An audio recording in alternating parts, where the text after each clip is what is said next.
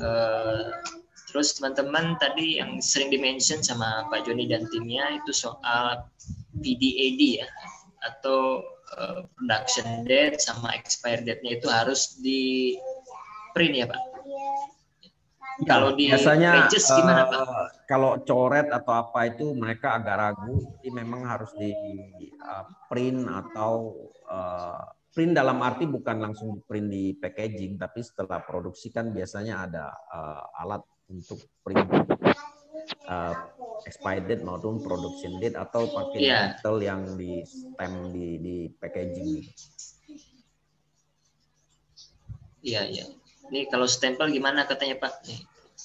Stempel bisa, untuk lokal tidak akan ada isu ya, tapi kalau untuk ekspor begitu bisa dihapus.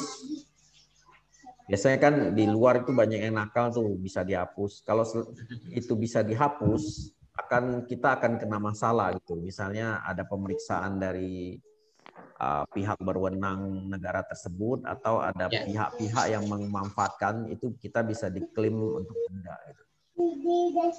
Oke. Jadi itu Bu. Jadi fungsinya supaya kuat aja atau tidak mudah dihapus. Mungkin tekniknya pakai apa?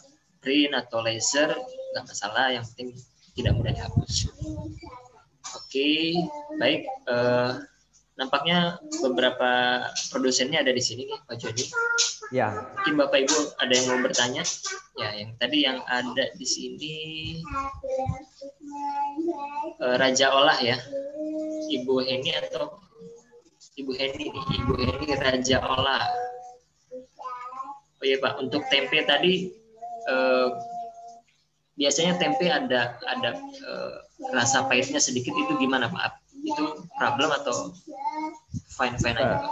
Seharusnya sih tempe nggak ada rasa pahitnya, mungkin proses pengolahannya atau perasanya yang dikasih untuk ingredient tambahannya yang pada saat bumbunya itu yang biasanya jadi problem. Kalau tempe aslinya sih harusnya enggak ya Pak. Mungkin minyak yang dipakai atau apa, proses penggorengan itu kan macam-macam. Ada yang produk langsung digoreng setengah mateng terus pindahin lagi ke minyak yang panas ya, untuk proses agar produk itu 100% jadi. Ada yang memang prosesnya dia rendam dulu di minyak yang masih belum panas ya, rendam mau semalaman atau dia berapa jam, habis itu baru pada saat proses penggorengan dia goreng dengan panas yang sangat panas, atau dicampur antara minyak, atau ada yang pakai minyak kelapa, ada yang pakai minyak sawit, ada yang pakai campuran. Ya, masing-masing ada perbedaan. Ada yang pakai kalau mau wangi mereka ada campur minyak kelapa sama minyak kelapa biasanya wangi, atau minyak palm oil ya, minyak sawit campur dengan minyak kedelai. Jadi masing-masing harus lihat tujuan penggorengannya seperti apa. Atau ada juga yang memang mau goreng lebih kering, mereka bisa pakai minyak beku ya yang dari sawit ya, shortening, atau bisa pakai juga dengan yang lain, tergantung Pak. Jadi makanya cara penggorengan atau produk yang dihasilkan tergantung dari target marketnya. Kalau pakai minyak kelapa hasilnya pasti lebih mahal daripada minyak sawit. Pakai minyak kelapa pasti lebih wangi daripada minyak sawit. Pakai minyak kedelai ya juga lebih wangi daripada minyak sawit dan sebagainya. Harga yang paling murah minyak sawit. Ya itu Bapak Ibu, jadi beda minyak akan mempengaruhi rasanya tuh. Ya, beda minyak, beda proses penggorengan, rasanya akan beda Pak. Nah kalau untuk mengurangi minyaknya bisa Pak, yang biasanya di spin atau harus gimana Pak? Banyak cara sih Pak. Ada yang memang yang tadi ya, biasanya goreng sebentar di minyak yang nggak terlalu panas, goreng ke minyak paling panas, itu untuk mengurangi minyak panasnya. Pada saat dia angkat dia ada proses drying dan sebagainya, atau pada penggorengan dengan mesin yang menggunakan spray itu juga bisa mengurangi minyak. Tapi setiap produk itu beda-beda Pak. Setiap produk itu beda-beda, kita harus cari tahu proses penggorengan yang benar untuk setiap produk. Ya betul. Ya, ya.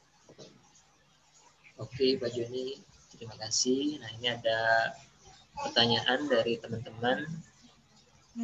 Oh ya, untuk Bapak Ibu nggak usah repot-repot record acara kita hari ini. Nanti kita akan upload di YouTube di channelnya Big Indonesia. Ini ada linknya di bawah, Big Indonesia Official. Nanti Bapak Ibu bisa tonton ulang di sana mulai dari episode pertama, sesi pertama, kedua, dan hari ini ya. Ya, ini ada pertanyaan Pak Joni dari Dukreja Musi.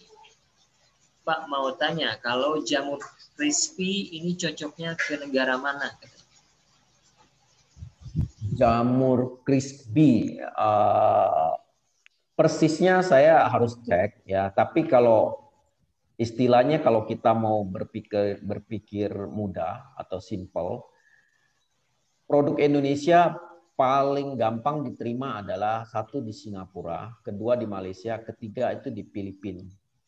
Ya, itu paling mudah diterima produk-produk Indonesia. Ya, Malaysia apapun produk Indonesia rata-rata mereka bisa terima, begitupun Singapura. Di luar dua negara itu plus Filipina, ya itu masih bisa terima produk-produk Indonesia. Yang lain saya harus cek negara mana yang kira-kira bisa terima produk jamur crispy. Oke, ya. Ya paling simpel lagi di mana ada orang Indonesia Pak dan orang Malaysia itu pasti bisa terima produk Indonesia gitu Pak. Jadi di mana ada orang kita yang paling banyak gitu. Betul, tinggal kita cari malah di jadi internet. Pasar sendiri. Ya orang Indonesia paling banyak di mana? Nah kita itu bisa jadi target market kita. Gitu. Oke, betul Pak, betul. Hai kakak-kakak semua, jangan lupa untuk subscribe channel Big Indonesia Official.